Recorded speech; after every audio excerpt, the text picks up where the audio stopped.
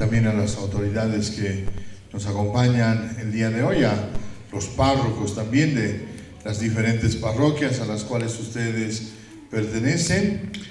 Estamos para clausurar esta jornada de estos días que ustedes de modo especial la han vivido, ¿no? Reflexionando, compartiendo, rezando lo que en realidad hace la Iglesia. Ustedes en estos días, queridos hermanos, han experimentado lo que significa ser Iglesia. Ser Iglesia significa vivir en comunidad, preocuparse del uno del otro, significa reunirse bajo una sola fe con un único fin. En el caso de estos días ha sido el crecimiento espiritual, personal de cada uno de ustedes, quienes casi en su mayoría desempeñan también el papel de catequistas en sus comunidades, de animadores de la fe. Y en ese sentido quiero de verdad, a nombre de los párrocos también, pero también a nombre muy personal, agradecer a cada uno de ustedes por la labor que desempeñan en cada una de sus comunidades. Sepan que su trabajo, su servicio, será recompensado por el Señor porque es de gran valor, ya que ustedes se preocupan por animar una dimensión que es importante en la vida de toda persona, que es la fe. Tal vez para algunos no lo es, ¿no? Pero para nosotros sabemos que la fe es la que da sentido a nuestra vida, la fe es la que da sentido a las cosas que vamos haciendo en lo cotidiano, en lo diario de nuestra vida. Y fíjense que es la fe también la que sabemos que nos va a salvar. Por eso es algo tan importante para nosotros, ¿sí? Así como se nos encomienda a algunos, ¿no?, animar la fe en las comunidades, ustedes también sepan que en ese sentido realizan una labor importante. Me decían que estos días se han reunido para reflexionar sobre el plan pastoral, ¿no? Fíjense, queridos hermanos y hermanas, que nuestra vida no la vamos a poder vivir bien si no planificamos. ¿Qué significa eso? Si no pensamos lo que vamos a hacer a futuro, ¿verdad? Toda nuestra vida, fíjense, desde las cosas más cotidianas, uno no es que se levanta en el día y dice, ¿y ahora qué voy a hacer? No, ¿verdad? Ya sabe, lo ha pensado tal vez días antes, noche antes, sabe las actividades que uno tiene que llevar adelante. Y en ese mismo sentido, la vida de nuestra iglesia en el Alto, de la diócesis del Alto, en la Vicaría Sur, tiene que también ser planificada. No podemos levantarnos en el día y decir, ¿y ahora qué vamos a hacer en la comunidad? ¿Y ahora de qué vamos a reflexionar en la comunidad? No, sino que saber lo que queremos nosotros todos, es decir, no solamente la Vicaría del Alto, la Vicaría Sur, perdón, sino también la Vicaría Norte Altiplano y también la Vicaría del Alto. Toda la diócesis ha querido tener un plan, es decir, prioridades, es lo que ustedes han ido reflexionando, ¿no? Y en ese sentido, darle mayor importancia sin descuidar muchas otras dimensiones, queridos hermanos, que también hay en la iglesia, pero dándole, diríamos así, mayor acento a algunas realidades que están presentes en nuestra vida de iglesia. Una de ellas, vamos a decir la más importante, diríamos, es la familia. Es la familia que en un momento se llegó a denominar a la familia como iglesia doméstica. Fíjense qué lindo. Iglesia doméstica significa que la iglesia, que es una institución a nivel universal, se la vive también en la familia. Es el primer lugar donde el niño, la niña, el papá, la mamá tiene que aprender a ser iglesia. Por eso se dice iglesia doméstica. Entonces, es en la familia donde deberíamos aprender los valores que después lo vamos a vivir en la comunidad, ¿verdad? Porque de niño uno forma parte de una familia, ya sea con el papá, con la mamá o solamente en algún caso con la mamá, etcétera, pero es ese núcleo familiar donde uno va a ir aprendiendo muchas cosas. Entonces ahí, por ejemplo, ustedes tienen que ponerse a pensar, si uno dice en la comunidad, en la iglesia tenemos que ser solidarios, ¿dónde lo vamos a aprender primero? En la familia. En la comunidad tenemos que aprender a preocuparnos del uno del otro. ¿Dónde vamos a aprender eso? En la familia. En la comunidad tenemos que reunirnos para orar. ¿Dónde vamos a aprender eso? En la familia, ¿no?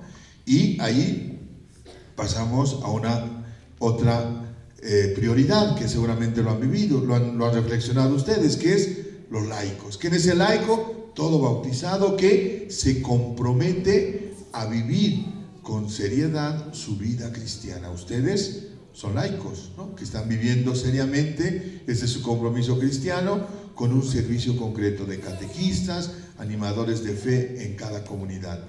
¿Dónde se aprende a ser laico? En la familia.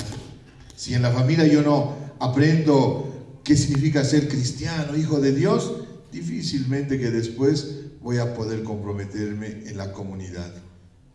Luego, la otra dimensión que seguramente lo han visto, que es uno de los pilares, prioridades de nuestro plan, es la iglesia, la parroquia misionera, ¿no?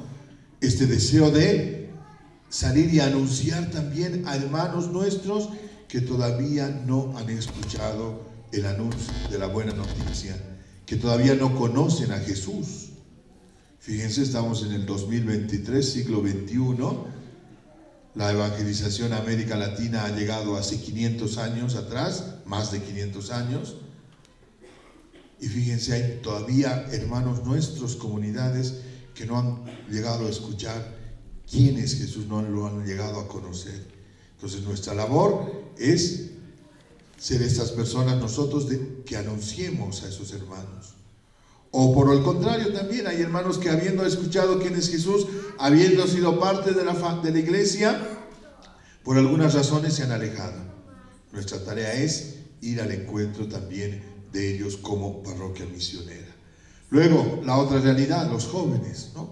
Gracias a Dios, como país diríamos, somos un país joven, ¿no? Hay otros países en Europa, por ejemplo, que tienen mucha población adulta, sin desmerecer el aporte de los adultos, pero no tienen ya jóvenes. Pero Bolivia es un país joven.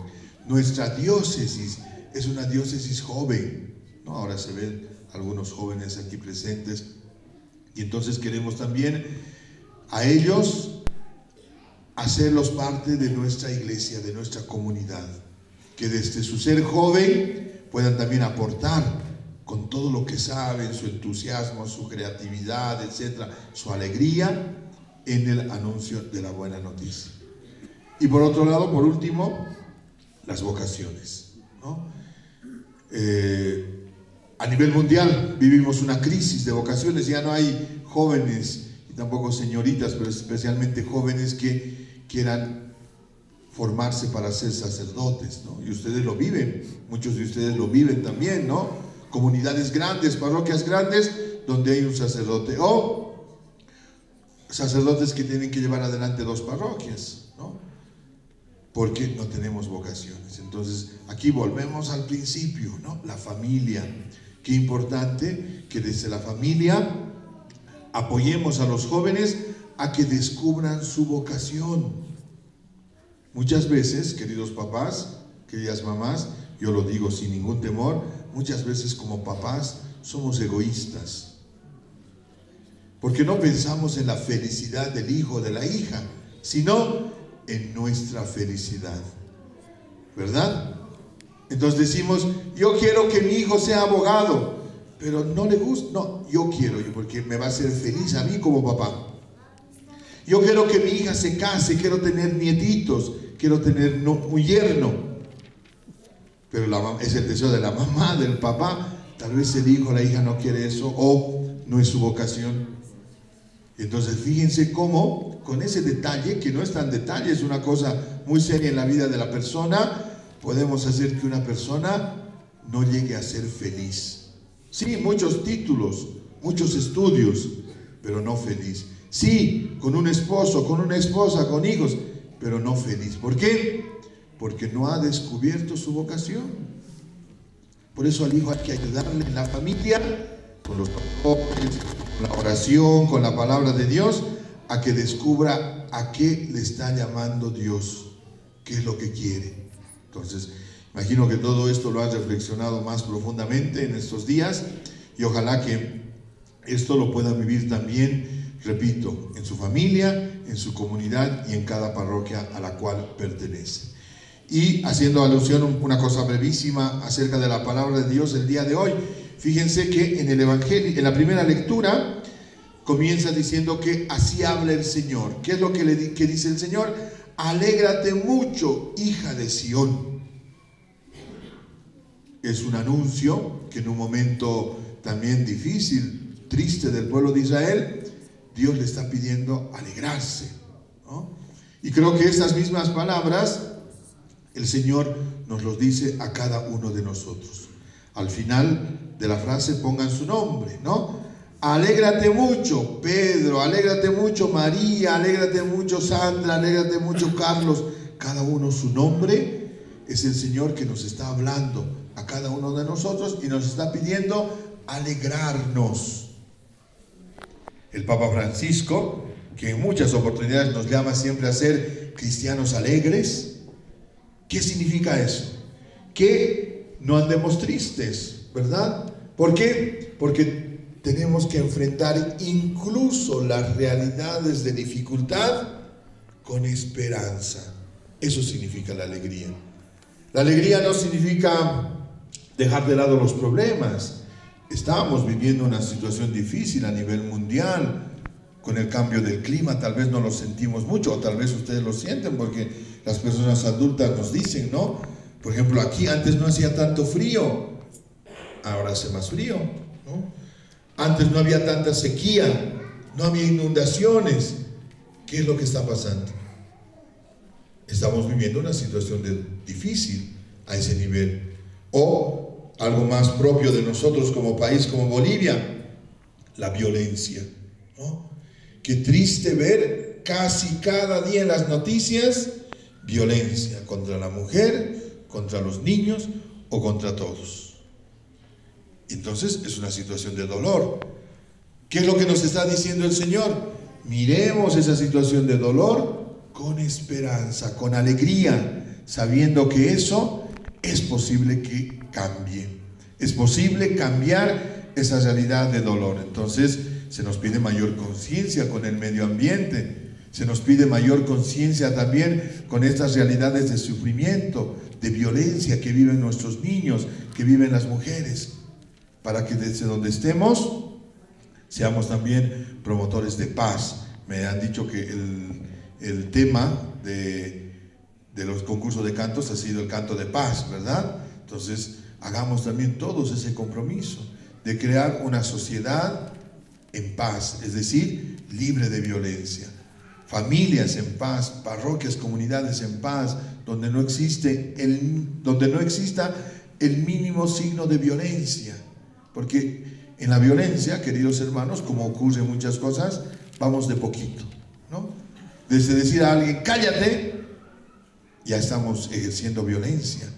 Violencia no es solamente el golpe, no es solamente el asesinato, sino también hay ese tipo de violencia. Aquí no, si nosotros no vamos cuidando, no vamos denunciando, entonces llegamos ya a los otros extremos, ¿verdad? Entonces, este anuncio yo quería subrayar que el Señor nos hace el día de hoy, en la primera lectura, alégrate mucho.